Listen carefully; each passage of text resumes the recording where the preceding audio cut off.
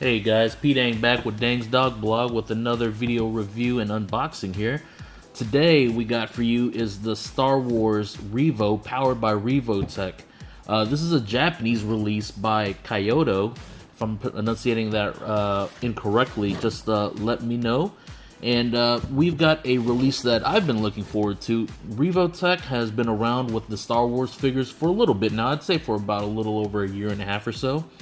And this is their first release as far as an actual vehicle from the Star Wars series. And especially with all the new Force Awakens, merchandising that's going on, I expect to see a lot more. If memory serves me correctly, I believe the Millennium Falcon is next in the series. Has not been announced yet. If I remember correctly, I do remember seeing a beta product out there somewhere from one of the Asia toy shows. So let's not dwell on that too long. Let's go ahead and take a look at this packaging here. As most of you guys know, a lot of the Japanese products really well displayed packaging. You got the actual product here. It looks like it's got a little Luke Skywalker with an R2. I'm assuming that's an R2 based on the packaging. Yes, right there on the back, that's an R2. So we can assume that's Luke in his T-65A. Pretty straightforward. Looks nice before we actually busted out the package. Shows a nice little front view right there. Side of the box, two more views. The front and the back of the ship. The back,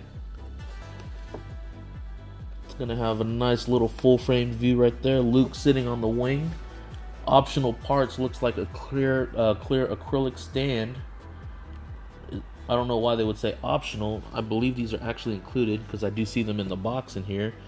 And just various different views of the ship. Once again, the front and back. Looks like they used the views pretty repetitively around the box, with the exception of this one here with the landing gears down and attached.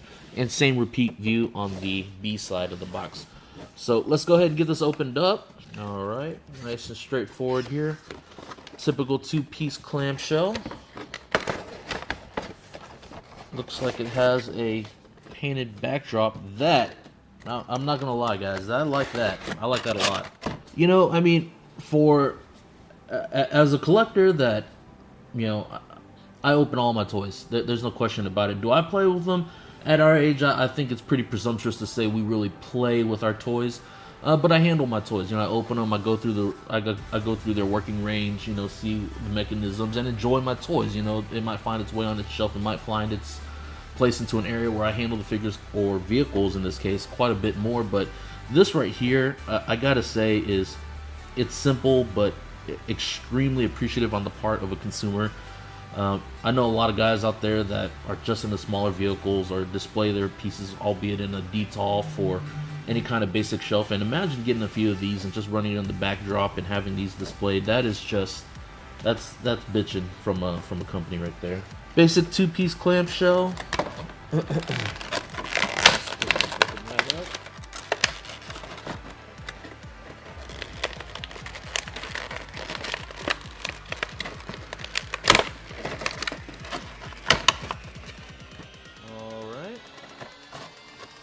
Clear cellophane.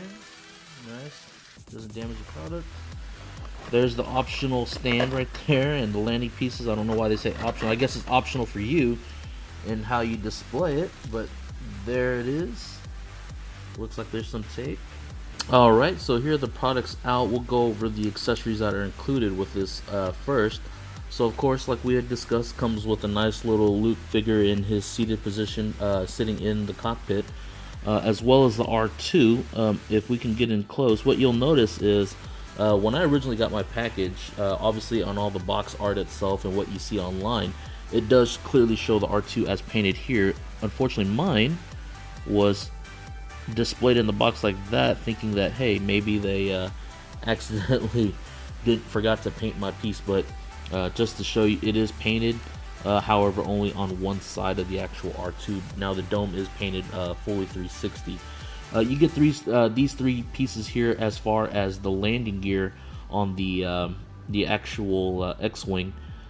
Nice paint apps on it. Obviously the grays where they need to be, and then the off-white or the off-gray, as you would say, for the actual body panel pieces, and then of course the actual flight stand. So pretty straightforward here when you're going to get this. This pops into the base. This white-headed piece right here, which goes into the underbelly, the actual X-Wing, I would actually take it out of its post first and then get it into the position that you would like to peg into the underbody, just so that you don't snap the peg inside here. It is ratcheted, so I don't know if you can really catch that sound, but you want to put about I'd say that's about a 70-degree bend in there, just so that it's standing perfectly up whenever you get the X-Wing. So the X-Wing, not a lot of instructions, if none, come with it. So, you know, obviously a lot of us growing up with the Kenner pieces, you know you have the button in the back that would actually activate the actual S-foils to open up. This one I'm pretty sure is just, yep, you work it with your hands. Unless I'm doing something wrong, let me know if I am, guys. You know, to be quite honest, I thought there'd be a little bit more weathering on here. Now, mind you, we're paying a US dollar compared to a yen out there. But this still works out to be, I'd say, with the exchange rate, most often, if you can find a really good deal, probably about $45. Most retailers, by the time you get them shipped, about $58 in the States here. I'd expect a bit more weathering at the scale that you're getting here. Obviously, they have good quality control here. Most products in this size, I guess I'll go ahead and throw them out there, is the Disney Elite Titanium series, or I'm sorry, the Disney Elite series, which is die-cast. Of course, the plastic, the photon cannons are a little warped, but that's nothing that a little bit of a hot water or heat gun couldn't easily fix. But I'd say it's on par, but this is a plastic product. Yes, it does come with the Luke and R2, but like I said, I was hoping for a little bit of a better, I wouldn't necessarily say a paint app as much as weathering on here. Cockpit does not hinge. It actually just pops on and off. That's a big letdown for me. Even the old Micro Machine Fleet series, you are actually able to hinge it. Still, I mean, I'm pretty happy with this product, just because it's a very gorgeous representation. It's just, I felt they could have gone a little further. Let me know what you guys also think about it. So we'll take a look at that feature right there. Pretty seamless, so long as you don't touch it, because you kind of, Let's go ahead and put little Luke in there. They're pretty normal. We'll go ahead and handle R2. He is not gonna fit straight up in there, so I have seen images where, all right, that top piece hinges up.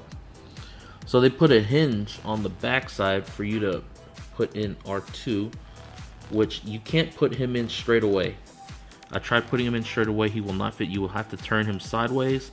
Once you get him lowered into position, you would turn him again and close the back. So they did all that engineering to get R2 that way, but they couldn't put a hinge on the canopy. There's Luke piloting his X-Wing fighter with R2 helping and navigating. Let's go ahead and peg this in. For most of you guys that don't deal a lot with pegs, coming from the Hot Toys world, from anything that has pegs, twisting and moving down, don't force it. The minute you force it, or you try to, just use pure force, that's whenever you snap these pegs off, and it doesn't make for a fun day. So remember, twisting motion and ease. It'll eventually work its way out.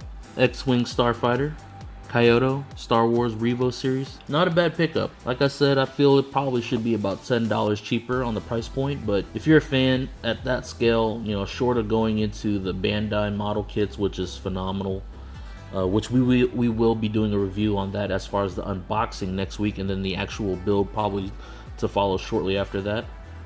This is a good representation. If we take a look at it here, once again, like I said, the paint apps are good. The weathering is where I feel that it can use a little extra help.